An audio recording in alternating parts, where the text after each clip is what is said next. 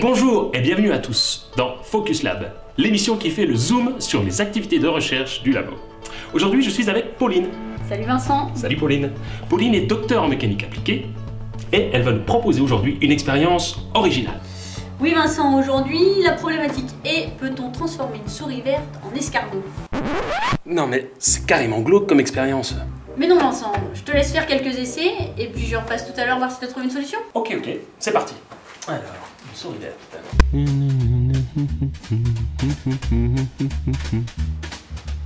Ah, ça c'est bien ça.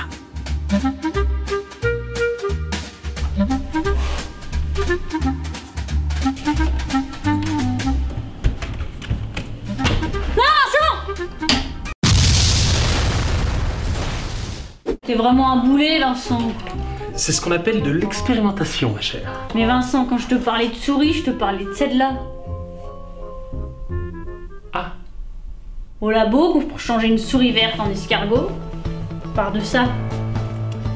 Donc la souris verte, et on va la tremper dans l'eau chaude, Vincent. Hein, et tu vas voir que petit à petit, elle va se transformer en escargot. Regarde, ça commence déjà, hop là. Et voilà un escargot tout chaud, Vincent. Arrière! Au bûcher, sorcière! Vincent. Sérieusement, Pauline, c'est pas de la sorcellerie. Dis-moi, comment ça marche? Mais non, Vincent, c'est pas de la sorcellerie, c'est de la science. C'est de la science. Ce matériau est un polymère à mémoire de forme. Les polymères à mémoire de forme ont la capacité de changer de forme à une certaine température. En réalité, la souris verte n'est pas la forme initiale du matériau, mais bien l'escargot. La souris, c'est le résultat d'un premier bain dans l'eau chaude que j'ai réalisé juste avant ta venue. Nous avons modelé l'escargot en souris, puis en le replongeant dans un bain d'eau chaude, le matériau a repris sa forme initiale d'escargot. C'est ce que tu as vu tout à l'heure. Ah bah je comprends mieux maintenant. Bah si tu m'avais expliqué les bases plus tôt, ça m'aurait évité de perdre les cheveux, hein. Et moi alors? Quand on parle de polymère à mémoire de forme, certains pensent tout d'abord au coussin ou au matelas à mémoire de forme. Mais un polymère à mémoire de forme est avant tout un matériau dit intelligent, qui peut passer d'une forme stable à une autre sous l'action d'un stimulus extérieur, ici par exemple la chaleur. Il passe de l'état vitreux à température ambiante à l'état caoutchoutique à haute température, tout en changeant de propriétés mécaniques. Mais comment tu fais pour créer cette souris magique? J'ai mélangé 3 composés chimiques que j'ai ensuite polymérisés. La recette est plutôt simple, finalement, le nom des composés un peu moins. Un moule est créé grâce à 2 plaques en verre entre lesquelles le liquide est injecté. Le moule est ensuite exposé aux UV pendant 10 minutes, puis chauffé à 90 degrés pendant 60 minutes. C'est en suivant cette recette que l'escargot est né. Et toute cette science, juste pour un escargot? Mais non, ce matériau, mis à part ses propriétés à mémoire de forme sympathique, il a des propriétés mécaniques amortissantes remarquables. Ah ouais, intéressant, mais encore?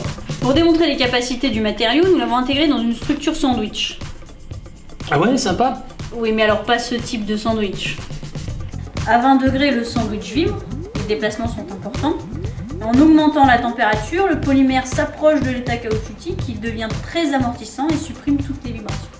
Mais je ne sais toujours pas à quoi ça va servir, hein. Bah écoute Vincent, pour le moment c'est seulement de la recherche de laboratoire. Les recherches sont encore en cours, c'est un démonstrateur de labo. Mais à terme ça pourrait être intégré dans des systèmes beaucoup plus complexes.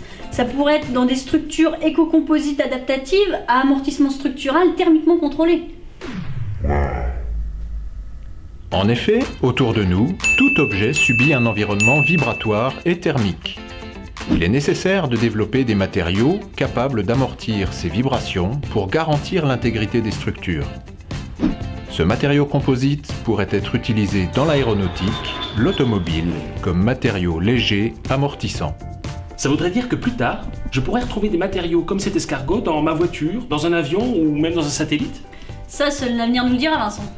En tout cas, merci beaucoup pour cette démonstration et ces explications. C'était un Focus Lab sur les polymères mémoire de forme. À vous les labos!